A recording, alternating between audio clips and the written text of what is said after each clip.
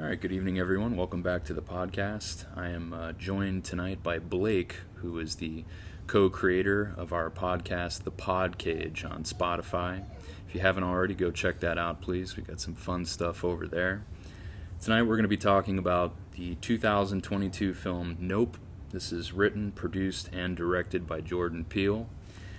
And this is the story of OJ and M, who inherited a Hollywood horse training ranch where horses are auctioned off to producers and used in major motion pictures. And at some point in the film, we are visited by an extraterrestrial presence. I'll leave it at that. And this is on the surface, really on the surface, an alien UFO film, but a very fresh take on the traditional things that you've seen played out. And it goes in a lot of different patterns, a lot of different directions, and there's a lot to unpack here thematically. And this is, in my opinion, maybe possibly Jordan Peele's best work to date. So I'm going to pass it over to Blake for his initial thoughts. Right, all right. I just want to make sure first, this is a spoiler review, correct? Mm-hmm. Okay, so just spoiler warning for anybody listening now. If you want to stop, you haven't seen the movie yet. Good looks. We are going to discuss what's happened in the movie, how it goes, and how it ends. So my initial words on the movie, like Brian said, I think this might be his best so far. Get Out and Us were both fantastic movies, but this one, it was just from a technical aspect and a story aspect, it just felt complete. Some people might not think this movie felt complete just because it is very ambiguous and it takes a lot of thinking and a lot of questioning what things meant. There's definitely a lot of symbolism in the movie. And so it does take some thinking, and some people might not like that, and they want a little bit more told to them. Not necessarily everything told to them, but a little bit more. But no, this movie was, it was fantastic. From start to finish, I was all in. And, I definitely recommend watching this movie, maybe seeing it twice. I've only seen it once so far, but I'm definitely going to see it a second time at some point. And, like Brian said, it was on the surface, it seems like it's an alien movie. It seems like Signs or something like that. But it's not that. And the trailers are beautifully misleading. And that is one of my favorite things when movies can do that well, is mislead you with a trailer to make you think you're going to go in and see one thing, and you walk out and think, wow, that was not at all what I was expecting. Yeah. Totally agreed.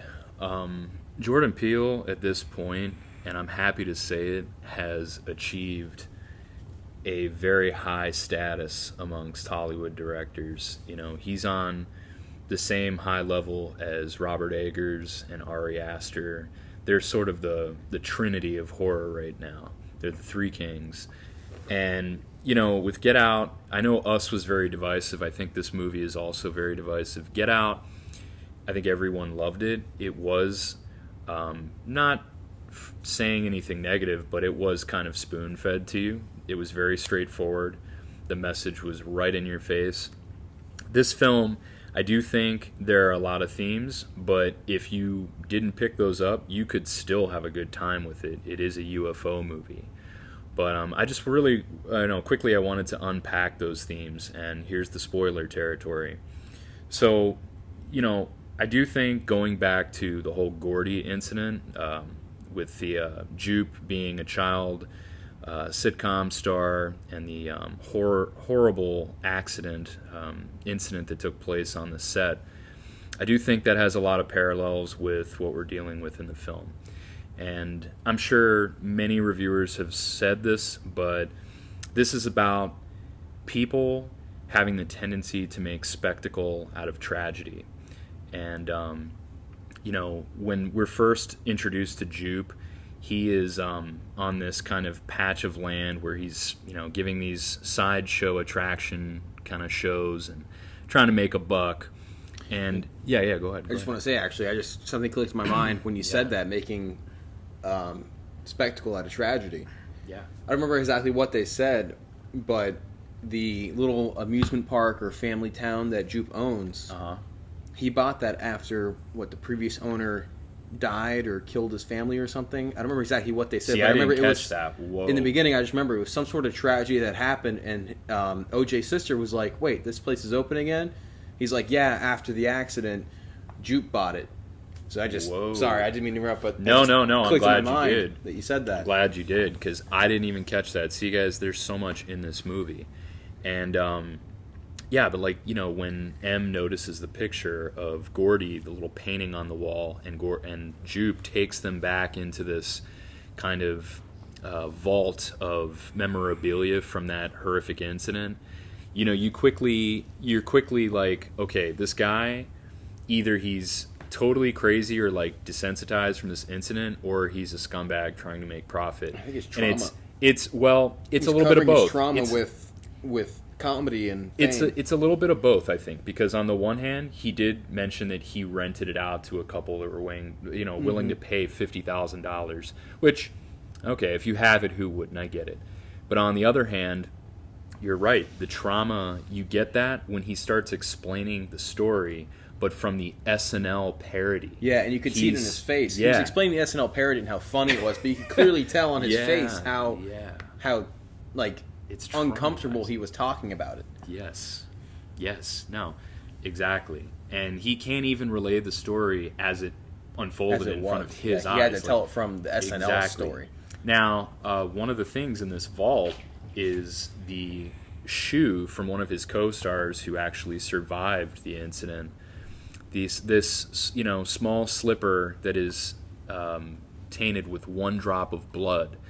And in the beginning, we see the shot of this shoe in all the carnage that unfolded on that movie set. This shoe landed completely vertical, standing upright, perfectly, untouched.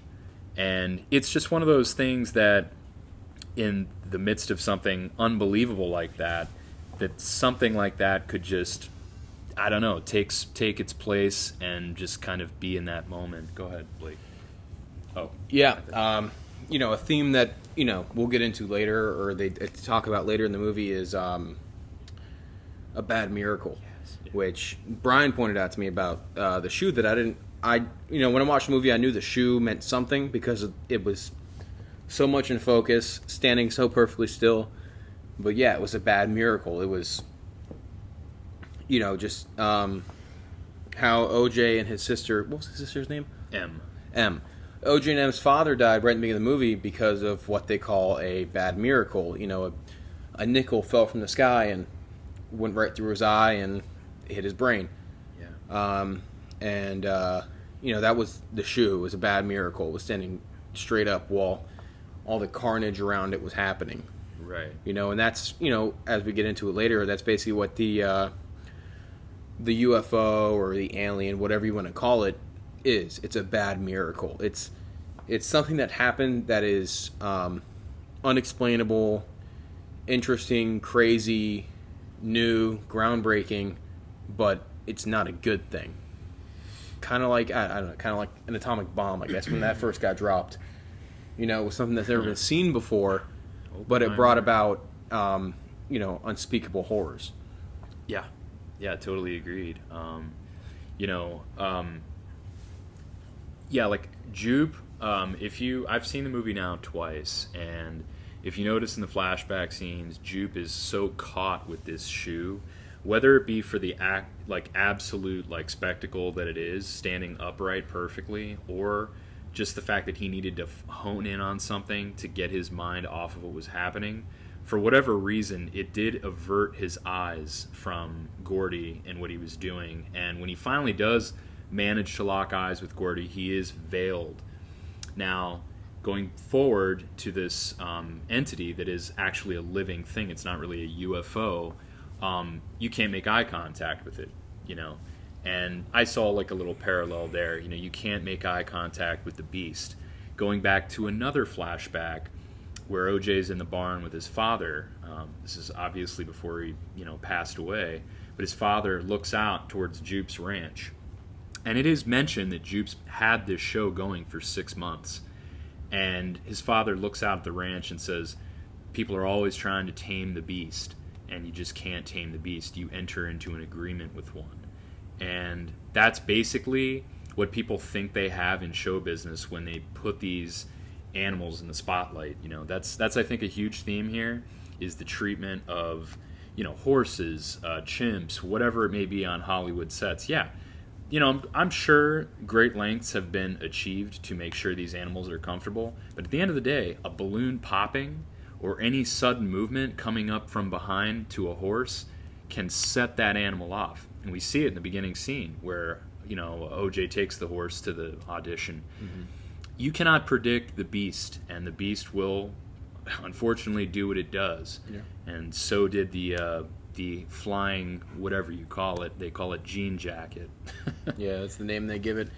But yeah, like Brian was saying, that's what the whole parallel of the flashback with Gordy and Jupe is to show.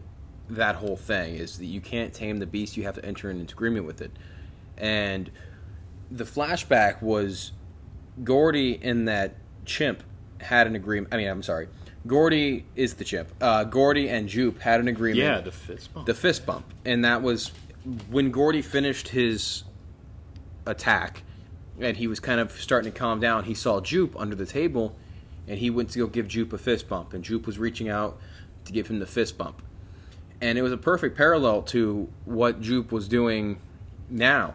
He had entered into an agreement with the UFO, the alien, to feed it a horse every day at 6 p.m. or whatever time it was.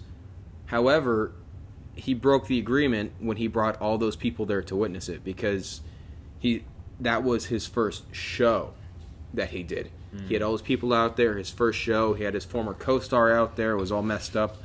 And, they broke the agreement. It was no longer just sending a horse out there. It was now all these people looking up to see this. And now the thing thinks that those people are food because they're all looking at it. You may be right. I don't know, though, because when OJ and M's dad is killed, it's from falling debris from the sky. Mm-hmm. Now, we can assume this is probably months prior. Yeah. Jupe may have had a few audience members out there that it expelled their unwanted items with them. There was a key in the horse's hip. There was the coin in his eye. So there may have been spectators. Or it may have just been people on the trail people out in the way, Yeah, the reason I think that was the first time he did it was because when he came out to the ranch after she got the statue, right? He said, "Hey, I have a new show," and he gave them the flyer. Oh, that's right, a new show. So that's what that was. That was his new show. He just started the new show with the UFO. I'm guessing those may have just been people out on the trail, riding, because now he's actually profiting from it. Because remember, actually, when he saw those headlights out there. Mm-hmm. OJ, the first time he kind of came across the UFO, he saw those headlights out there. It could have just very easily been people just out there hanging out or whatever who looked up at the cloud and got swallowed up, and that's why all those keys and change and stuff like that came falling down. But I think that was Jupe's first show where he invited people to come and see and make money off of it. Could be. And I think that was the whole point of him breaking the agreement with the beast, was that now it's not just him sending a horse out there to feed it. Mm-hmm. Now he's got all these people, and they're all looking at it. Yeah. And now that thing has no choice but to see all these people looking at it, and it wants those people. Good point. Yeah. And, to touch back on Jupe and his story, this also ties in with, I guess, my final, what I believe is a theme in this movie, is how, so OJ and M, what is your knee-jerk reaction when you see something like this? I mean, it would be, of course, to alert some kind of authority to get someone involved to maybe a higher echelon where they could take care of it, right? The Air Force, say, I don't know. But instead, their knee-jerk reaction, and out of necessity to save their father's ranch, they want to profit from it, just like Jupe wanted to profit from it as well, unbeknownst to them at the time. And, Jupe didn't learn his lesson. You would think a guy that went through that as a child, that horrific thing, it would have taught him something. But this is, I think, Jordan Peele trying to just say that Americans are so, our eyes just cannot be averted from spectacle. Even if it's tragedy, even if it's good, we are drawn to it with our phones. Our first tendency when we see something horrible happen is to put our camera phones out and record it. And I think he's trying to say something about that. I think he's trying to say something about Hollywood and how, I mean, that's the whole celebrity culture, following celebrities' lives, their divorces, their breakups, their spectacles. Yeah. And I think he's definitely trying to say a lot of things in one picture. And I respect the shit out of that. I think that's amazing. I think it's safe to say at this point, we all want to see Jordan Peele win. We want to see him succeed. We want to see more movies like this. Yeah. And he's just only getting better. And I think, I mean, like you said, after every Jordan Peele movie, people are they watch it, they think about it, and they say, when's the next one? Yeah, they're digesting. Give us the next one. Yeah. I mean, his movies have really, really caused a lot of thought in the film community, and always appreciated when you can have a director, a writer, and a producer. This guy's the whole package. He's got it all. He's got the full gift. For me, nope. After my first viewing, ironically enough, this was a movie that I had to sleep on. I said, I don't know if I like this movie. I know it's not bad, but I don't know if I prefer this movie to his other films. And after a second viewing and time to think about it, I do have to say I think this is my favorite movie from him. I'm going to be picking this up when it comes out. So, needless to say, this is a 10 out of 10. This is, for me, a masterpiece. Yeah, I would have to agree. I know Brian, before this one, between Us and Get Out, Brian liked Get Out better. I liked Us better. Not that either of those were necessarily worse than the other, but that was just, the movie that I thought was the better of the two. But I think this one is, it's above both of those. Just everything. I mean, the story, the ambiguity, the technical aspects of it, the way it's shot, the cinematography, everything is just works together so well. And I'd give this movie 10 out of 10. I mean, I can't. It's it's crazy to give something a perfect score, but when I sit and try to think about anything that was wrong about it that I didn't like, I can't think of anything that I could point to and say that was wrong or it could have been better or anything like that. I think it was all good. I enjoyed it from start to finish. I'm still thinking about it. I saw it last week. I'm still thinking about this movie, trying to, figuring out what every single thing means. It's just from start to finish, I enjoyed it. I was into it. And I honestly can't think of any part of that movie that I would say could have been better. Yeah. No, totally agreed. And guys, this is really intended to be seen on the big screen. If the only capability your theater has is regular digital, that'll suffice. But if you have Dolby or IMAX access, go see it in that. That's how this movie was intended to be watched.